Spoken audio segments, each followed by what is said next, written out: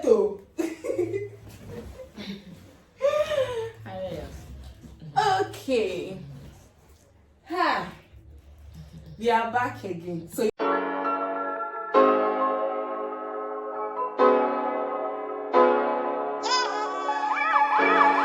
what's your name to those who are Abena Korkor? From where? You see, how are you, my Okay, life? tell us your credentials, like who you are, where do you work? Okay, I'm a co-host on the Lady Circle on TV3. I'm the project coordinator of Mental Health Society of Ghana and also the founder of Psychosocial Africa. And I think I'm an entrepreneur. I did some buying and on Instagram. Yeah. Okay, so in the previous video we did, we talked about how supportive your friends in your family were. Where, like, have they always been supportive? Yes, they've always been supportive. Maybe at some points they didn't really understand that is bipolar disorder that I was going through, so they may not have been so supportive of maybe at the beginning always taking your medication. Like maybe we're resorting to prayers and all that. Prayer is good, but you still need to take your medication. Yeah. So like, how can a friend or family member support someone who has bipolar disorder? You know, for me, there are days I just want to rant. What is rants now? Rant, like rants. Talk a lot, excessive talking. Pour out my emotions. I need somebody to listen to me. There are days that when I do something that, quote unquote, is inappropriate, I don't need you to be so judgmental of the situation. You know, you can bring it to my attention that what I'm doing is inappropriate, but don't be so judgmental, because sometimes my inhibitions are just low. You know, I'm not in total control of whatever I am doing, and when everything happens, you know, and manic episodes happen and all that, I constantly need encouragement to help me get back on track. I need encouragement. Yes. So encouragement is one of the ways you can support someone. Yes, and to have a listening ear. Most of the time, we don't listen. We are just like, you know, hearing and waiting to reply. But you really need to listen to the person. You know, listen. We need a listening ear. Very, very important. Okay, so you are a mental health advocate, right? Yes. Why did you decide to become a mental health advocate? Like telling the whole world, I have bipolar disorder. So I have a biomedical science background, so I think it was always it was part of my life's part to do something health. And having the bipolar experience, the lived experience of bipolar disorder, sort of just directed me where to go, not it being maybe reproductive health or cardiac health, but having my own lived experience gives me more knowledge to focus on mental health. So yeah, I was supposed to be a health advocate, and my experience pushed me to mental health advocacy. And also when I had my experience, I realized that a lot of people didn't know about it. At least the people around me, they didn't know about it. So I saw it as an opportunity to educate them, and also try and not let people who will be newly diagnosed with bipolar disorder go through the tough times I went through. So I started a support group, just inviting other people with bipolar disorder. Eventually other mental health disorders joined, and we support each other. You know, sometimes your medication is making you feel a certain way. There'll be somebody who has taken the medication before and can guide you, you know, how to reduce your symptoms and all that. We have professionals that support us. So you can't do it alone. The medication alone will not do it alone. You need a lot of emotional support, because what we go through is a mood disorder for bipolar disorder. So you need a lot of emotional support. It takes control a lot of your mood and feelings. So you really need that support system to carry you through. So has it been worth it, like being a mental health advocate? Very, very worth it. It's giving me a sense of purpose. It's giving me a sense of satisfaction. It's really great when you realize, a small act that you did has gone a long way to help somebody.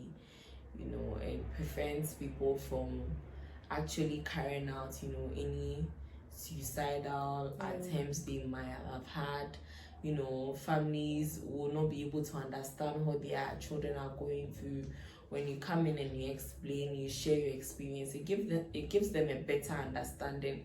And when they realize that, okay, even though you had your manic episode, you're still able to get back on track, finish school, run a business, or hold a job, it really inspires a lot of families, and it gives them, the hope to carry on. So I'm really enjoying my journey as a mental health advocate. It's really great when someone DMs me or messages me that, I'm going through this, I don't know how to manage it, and I always have something to share. Even if I don't, I know who to refer the person to. Okay, so would you advise other people to come out and be mental health advocates like you? Yes, if you don't really have to have a mental health condition to be a mental health advocate. You can learn online, or go to school the formal way, learn about mental health, speak about mental health issues to reduce stigma and discrimination, because people don't get stigmatized or discriminated because they have diabetes or hypertension or any other conditions, physical conditions. But why should, if my brain is not functioning properly, or the neurotransmitters in my brain is not functioning properly, why should I be stigmatized or discriminated because of that? So people need to learn, people need to stand up, speak up, that mental health problems are very, very normal. It's not even just when you have like a severe disorder, that's when mental issues have to be spoken about. It's a spectrum. People have mild to severe. There are people that just day-to-day issues become very challenging for them, and they cannot speak up because if they just even mention, I feel depressed or I feel low, everybody will go like, oh, copy for full BD, but they are really going through something. They need some support, to go and see a psychologist or a psychiatrist, or have some change of activities. But because we live in a society where mental health issues are not even spoken about, it makes it very challenging for people. When we normalize the conversations about mental health, we can actually support a lot of people so that people don't commit suicide, people's productivity doesn't go low, and all that. Okay, so you talked about stigma. Have you ever been stigmatized before? I got a lot of stigma from social media. Yeah, that's mainly. But it's still happening. I think it's on the low now, or I don't pay. Sometimes it's what you pay attention to, that's what you realize. So I don't pay attention to it right now, but there are one or two people who go like, oh, I wouldn't want to associate myself with this person because she's full of drama, or she'll come and do something quote unquote crazy. That your friend that said that you should go and delete the pictures from Facebook or something. Yeah. Pictures you took with her. I had one friend who actually told me that, can you go and delete our pictures from Facebook because I'm going for a job interview. I don't want anybody to see that I know you in all your naked pictures that are on social media. So it happens, the stigma is real. There are people who have lost their jobs because of SNM. There are people who may not be allowed to marry because they've had a mental health episode before. All these things are not right because mental health problems are real. They can affect everybody, and it's not really the end of your life if you are affected. You get ill and you get well, when you get the right medication and support. So don't sideline mental health disorders and go like, as for mental health disorders, they won't, they'll be stigmatized and discriminated against. No. If you don't discriminate against somebody with hypertension, you shouldn't discriminate against somebody with a mental health problem. It's a medical problem that can be treated and managed. So, what do you think can be done for people who are stigmatized? How can they overcome the stigma? So most of the time, I always say there are two types of stigma. There's self-stigma, when because of the things that you do or you have done, you always look down upon yourself. It will take some time, but you always need to encourage yourself, listen to self-help videos, encouraging videos, motivational videos, positive affirmations, that whatever that you did, that's not like who you are, that's not who you intend to be and all that. And it will take that self-stigma away.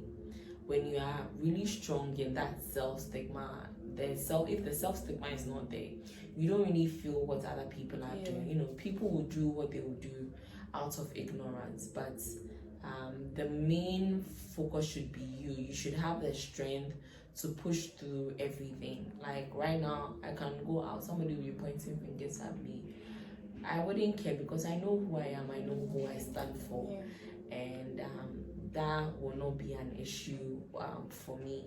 And it's a daily process. It just doesn't happen one day. I always have to reassure myself. I always have to reaffirm that I'm okay, I'm beautiful, I'm strong, I'm smart, and I can do anything that I want to do in this world, whether or not I live with bipolar disorder. Okay. Thank you for watching.